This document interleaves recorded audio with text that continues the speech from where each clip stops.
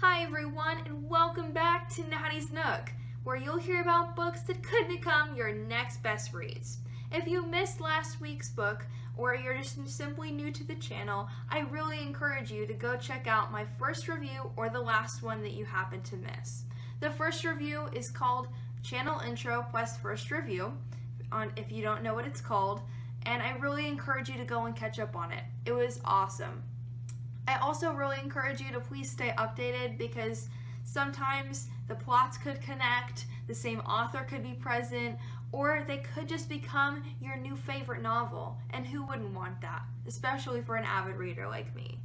If you're not new to the channel and you're just waiting for this next review, sit back, relax, and enjoy the next look inside Nattie's Nook.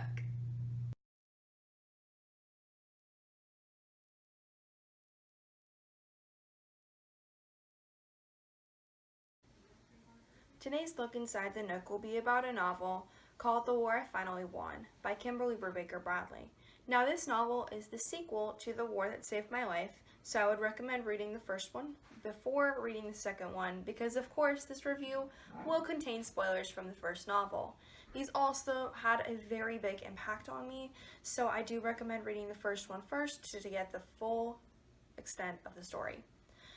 Now, consider yourself warned, and I will start off that it does have a 4.5 star rating on Goodreads, and it is just as good as the first.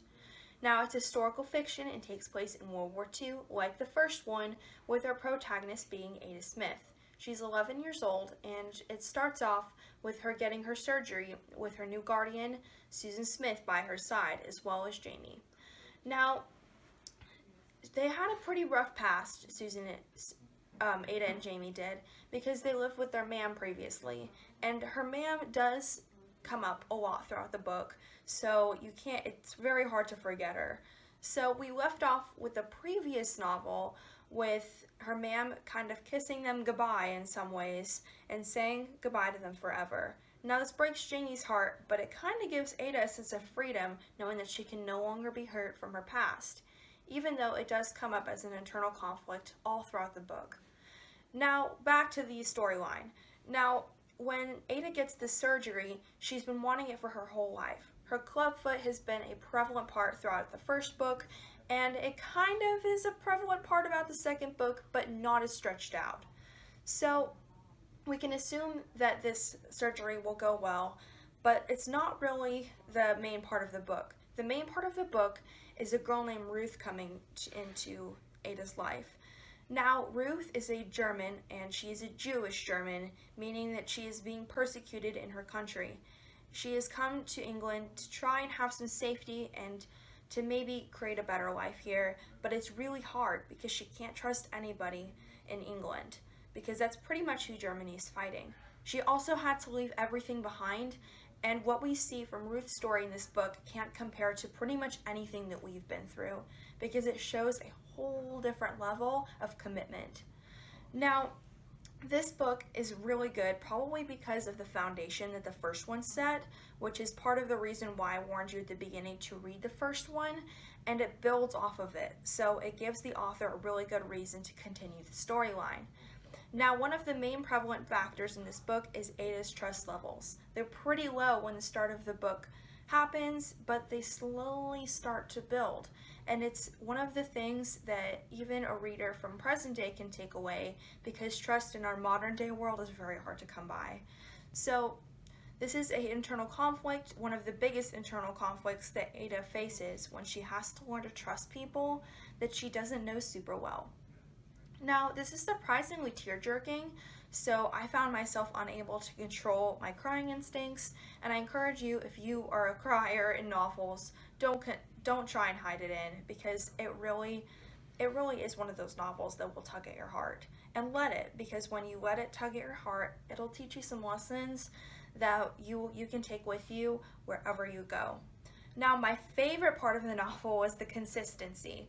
Like I said, the author built a very good foundation and was able to continue it throughout the second novel, making it easier to understand. Now, the consistency runs based off of a theme, making it a lot easier to read and a lot easier to pick up where she's coming from. and the consistency follows throughout the whole book, because that's pretty much the definition of consistency. Now, it's kind of why I give it a 5-star rating as well, because the consistency in the novel contributes to the different aspects that Ada finds about herself and what really brings both stories together, and more importantly, what ties these stories from World War II, making them different, but also what makes them the same or similar to what our present day lives look like. Now, it's a 5-star because of consistency, but it's also a 5-star because of character development.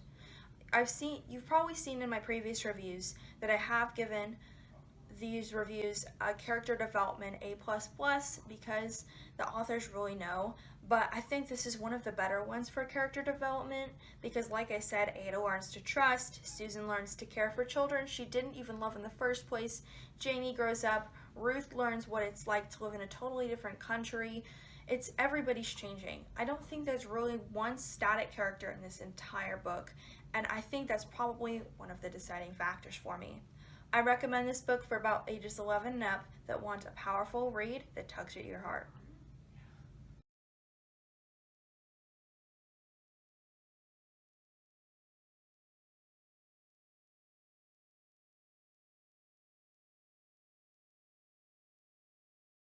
If you like this review, please click the like button below as well as the subscribe button to show that you liked this video. If you're interested in recommending a book, please refer to the details at the very end of the video for instructions. Stay tuned for the next look inside the Nook. Thanks for watching!